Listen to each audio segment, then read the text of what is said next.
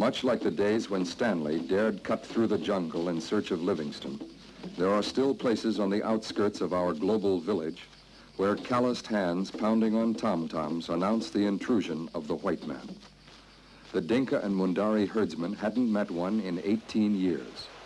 Driven out of their territory by a relentless Arab persecution, these unique tribes have been literally bullied across the Earth's crust into the forbidding environment of the White Nile. Here they scratch out their customary living while praying to the gods who have forsaken them in the past.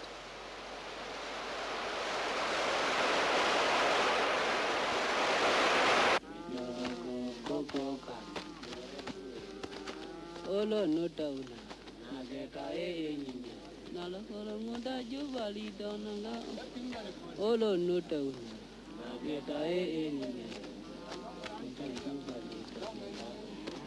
olo no tauna, nageta enyinya.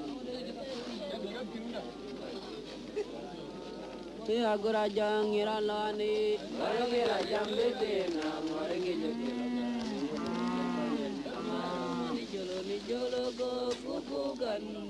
At dawn and again at dusk, the men are the ones who care for the children.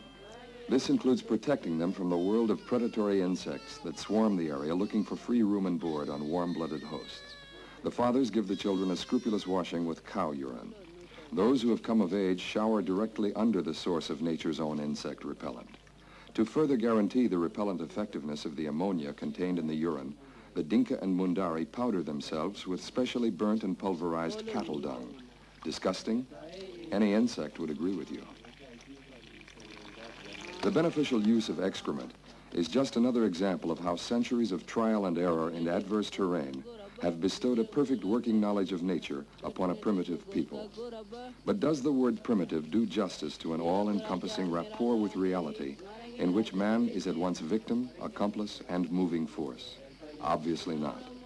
We are now not only dealing with rudimentary forms of religious and socio-economic organization, as some would have it, but have entered a much darker, chaotic realm where the difference between terror and ecstasy is meaningless, and where the linchpin of all existence is magic.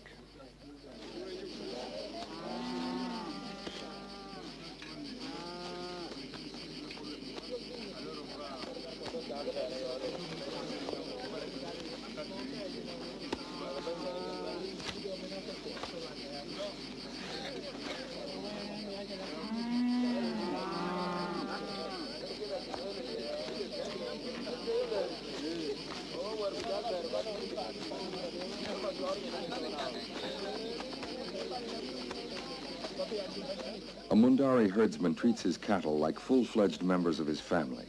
Branded while still calves, each head is given a lifelong name and lavished with loving care. If the animal were to die prematurely, the heartbroken herdsman would mourn for days.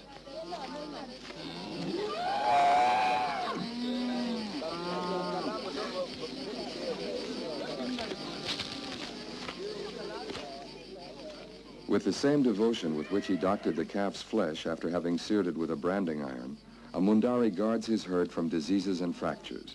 A conscientious herdsman would more readily comply to the moods and whims of his cattle than to those of his wives.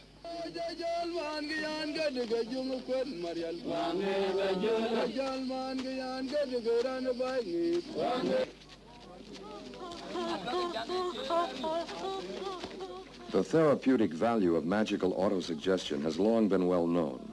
When a Mundari witch sucks on the body of an old sick woman, she is putting magic to the service of medicine. If the witch is able to transfer the evil spirit tormenting the woman into a younger, healthier body, able to resist that particular ailment, the woman will survive.